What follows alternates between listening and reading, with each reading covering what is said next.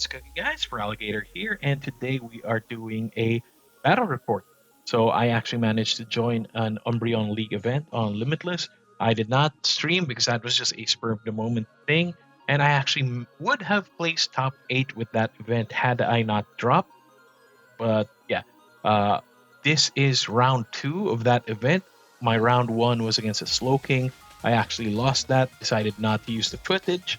And here we are now with round 2 with Feraligatr against Raging Bolt. I knew that because of the how the tournament works. I saw his deck, and I have a really good starting hand with Totodile Feraligatr, Boss, Arvin, Countercatcher, Luminous Energy, and Water Energy. So that is a really good turn 1 start, and I opted to play first because I want to be able to evolve into Feraligatr as fast as I can. So my turn is relatively simple. I draw a Lily's Determination, attach water, and pass.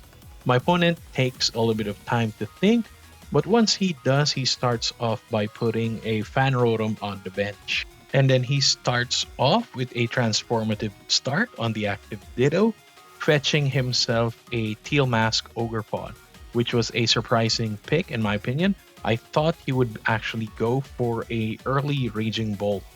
So yeah, here I am looking at the stats. I'm guessing this is likely gonna be a sub build for now. But yeah, he continues his turn with Fan Call, picking up a Hoot Hoot, Noctowl, and strangely another Fanrotom. And then he puts 2 Hoot Hoots on the bench and plays a Nest Ball to fetch any basic Pokemon, which I believe he is picking up a Latias EX. There it is.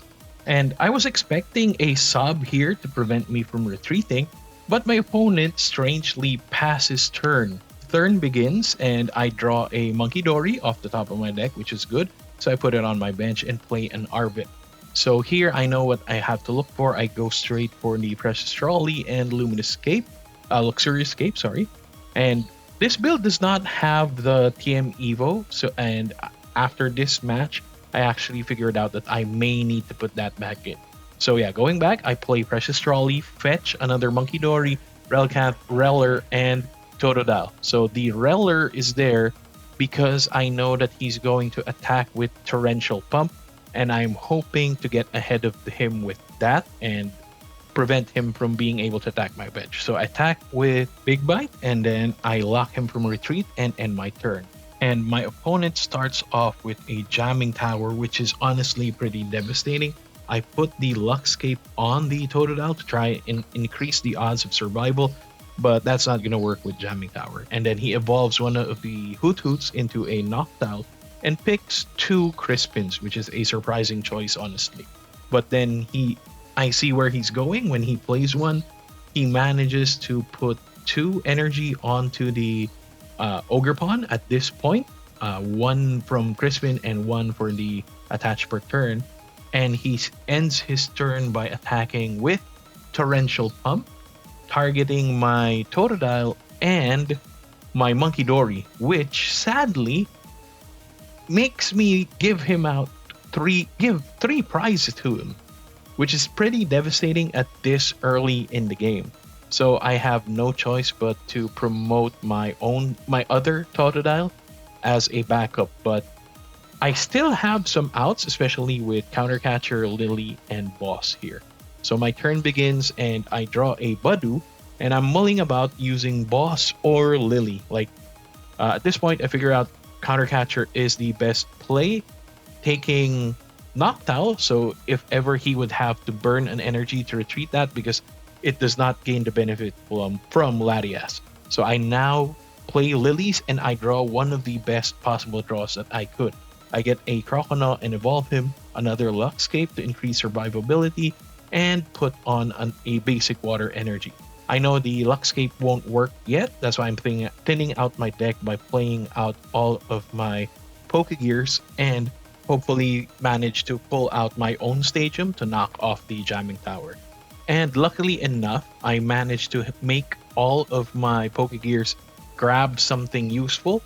I managed to pull out an Arvin, an Iono, and a Brock, which would enable me to make better decisions in the following turns. So I just end my turn by taking a Big Bite out of Noctowl and my opponent's turn begins. So he starts off his turn by actually playing an AZU, which actually benefits me as it increases the life of Croconaw. He follows up with a Nest Ball and fetches a Mew from his deck, well, Mew EX to be clear, and then he drops a Fez EX from his hand. So my opponent now adds something strange, which is another Fan Rotom onto his bench. So I don't know why he had to do that, but he probably just wants to trim cards for his Mew EX's ability. He then also plays a boss in order to push out my Croconaw and pull the Relicanth into the active. And yeah, you saw there he actually activated Mew's ability to draw one card. He puts an energy onto the Ogerpon and passes his turn. So for my turn, I draw a Monkey Dory off the top deck, which is good for me. And thankfully, I managed to pull an Arven from one of the previous Pokedexes in the previous turn. And I pull out a Buddy Buddy Poffin and Rescue Board to help get that Relicanth out. I also use the Buddy Buddy Poffin to get out another backup Totodile and use the Rescue Board, attach it onto the Relicanth, retreat it for the Croconaw, and then I have a lot of thinking to do because I need energy for the upcoming turns, but all three of my trainers, supporters, are actually very useful. So I reviewed the board, and at the moment, I only have a single water and energy and a Totodile in the discard pile. So I finally decide to discard Lana's Aid to use Earthen Vessel and grab 2 Dark Energies for both of my Monkey Dories. So I attach one and end my turn with another big bite onto the Noctowl. At this point, I'm feeling pretty confident with my opponent only having 3 cards in hand, and my setup is almost complete. So my opponent starts his turn off by using a Crispin and pulling out what I believe is a Lightning Energy and a Fighting Energy from the Crispin. He attaches both onto the Raging Bolt, the Baby Bolt, and he uses the Energy Switch in order to put the Grass Energy from the Ogerpon, the blue Ogerpon, I forgot the name. But yeah, he takes the Grass Energy and puts it onto the Noctowl, which technically won't really help him, but I believe it's just there so that he could use Mew to draw more cards. But yeah, at this point, I believe I have the game locked unless he has a Professor's Turo scenario in the deck.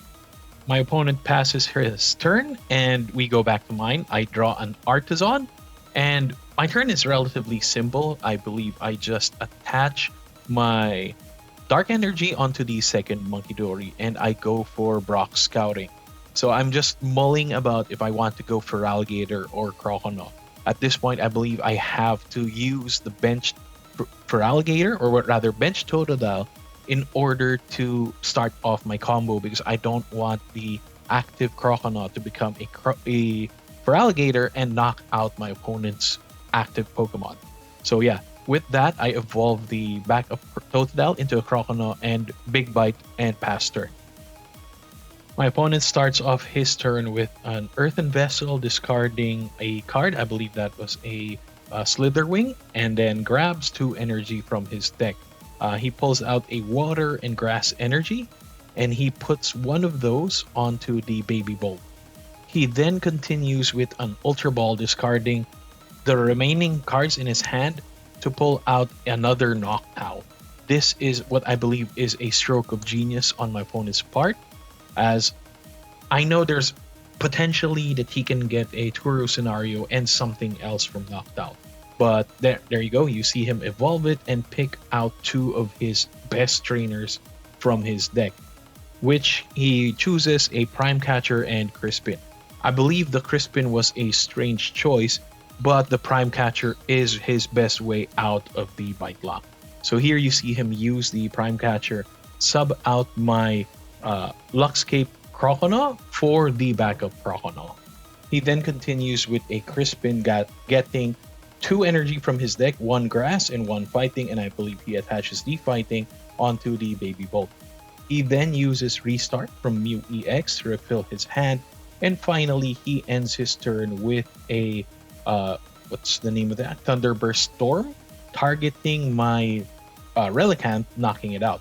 So I forgot that when he knocked out my Totodile initially, he had Jamming Tower on. So I just realized that I only gave him 2 prizes for that turn, not 3. So in this case, with the Relicanth being knocked out, we are now down to 3 prizes to my 6. Losing the Relicanth was actually pretty devastating, but luckily I had Artisan in hand, and I believe I saw my backup Relicanth in the deck earlier when I was using other cards. So I now use this opportunity to use Artisan and get the backup Relicanth from my deck. And luckily, I have Iono to refresh my hand while getting rid of at least 1 card from my opponent's hand. So here you see me use it, and we shuffle our hands to the bottom of our deck, and I draw a fresh grip of 6.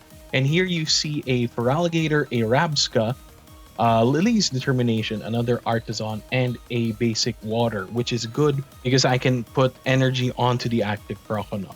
So now you see me think about what I want to do with the Feraligatr, and I also forgot I evolved the Rabsca to help protect my bench from Thunder something from Baby Bolt. So here you see me evolve the active, and this was a very hard decision point at this point because I'm not sure by evolving the active, it puts me at risk into knocking out the opponent's active and then giving him an opportunity to swing back. And with the current prize situation, that's very dangerous.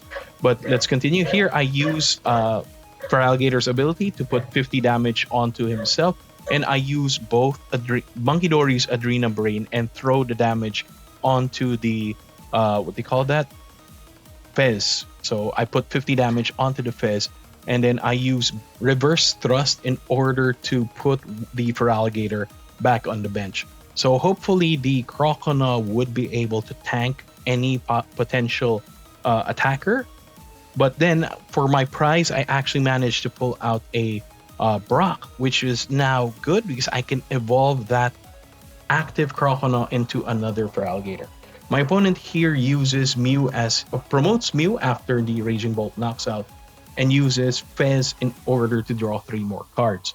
He uses Night Stretcher, and I believe he recovers a Grass Energy, and then he puts a Teal Mask Ogrepon, the green one, onto his bench. And now he will use the ability in order to put a Grass Energy, which he probably recovered, in order to draw a card.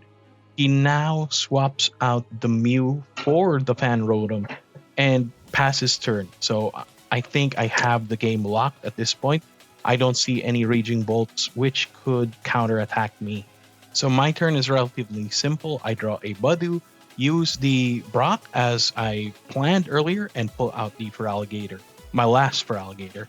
I then evolve the active into the Feraligatr I just pulled from Brock, and then use Torrential Heart from the benched Feraligatr and Adrena Brain 50 damage onto the Fez. And then I finally end my turn with a simple Big Bite from the active Feraligatr. And this is how the combo actually goes with Feraligatr. It's a very heavy control deck. So even with this price difference, I'm still feeling really good about winning this match. So my opponent's turn begins, and he starts off with a Night Stretcher. He pulls out what I believe is a Grass Energy from his discard pile, and then he uses the Teal Mask Ogrepon's ability to put the Grass Energy which he just pulled onto it and draw a card. So I believe at this point my opponent's only out is something like a Turo scenario or a Penny, and I'm pretty sure he's trying to draw as much as he can so he could draw into that out. But without it, I believe he just puts a Lightning Energy onto the Fan Rotom and attacks for 7. My turn is pretty simple. It's essentially a duplicate of the previous turn. So I Torrential Heart for 50 and Adrena Brain 50 onto the opponent's Fez EX. I realized I could actually skip the Torrential Heart at this point because my opponent had put 17 damage onto the Feraligatr with Assault Landing. So yeah, this is just a lather, rinse, repeat, and Bite Lock for Retreat Lock in this case. So that's 10 damage onto the Fan Rotom, and my turn ends. So my opponent is pretty locked out of the game at this point. He starts his turn, he does practically nothing, and he just swings for 70 with Assault Landing, adding 70 more damage counters onto my Feraligatr. So my turn begins, I draw a Lily's Determination. I just use it in order to shuffle my hand and hoping to dig into a boss, which I do. I also have Luminous Energy, which would enable me to swing with Giant Wave later on in the game. So I had the cards I need to win now. I use Monkey Dory's Adrena Brains to throw 50 damage onto the Fez, knocking it out, giving me 2 prize cards. And I believe I get a Iono and a Water Energy, which is perfect for this case. And then I just Big Bite for my last attack to end my turn. So ideally, my swing would in the next turn I should be able to win. I should be able to boss into the Latias or Mew EX, Torrential Heart to bump up the damage, move the 50 damage counters onto the Fan Rotham to get me the 1 prize, and then Giant Wave for knockout. And my opponent sees that and concedes. So I hope you liked the video. Don't forget to like, comment, and subscribe. Follow for more battle reports. Thanks for watching. Bye bye.